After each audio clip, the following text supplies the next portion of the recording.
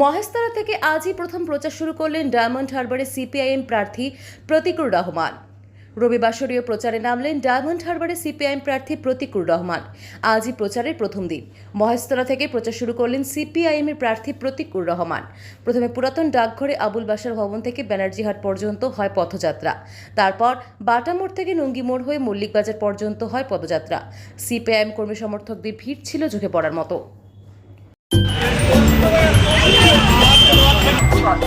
আপনারা সবাই পিছনে চলে যান, আমরা মিছিল এখনই আরম্ভ করছি। সামনে প্রার্থী কংগ্রেস।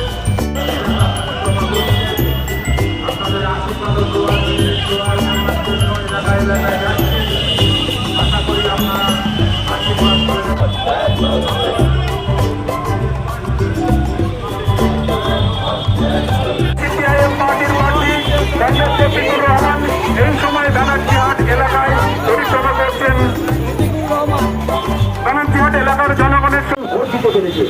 আমাদের প্রথম লক্ষ্য হচ্ছে, যদি আপনারা গোটা রাজ্য জুড়ে তৃণমূল কংগ্রেস যদি এত উন্নয়ন করে থাকে, আর সেই তৃণমূল কংগ্রেসের সেকেন্ড ইন কমান্ড যিনি দাঁড়িয়েছেন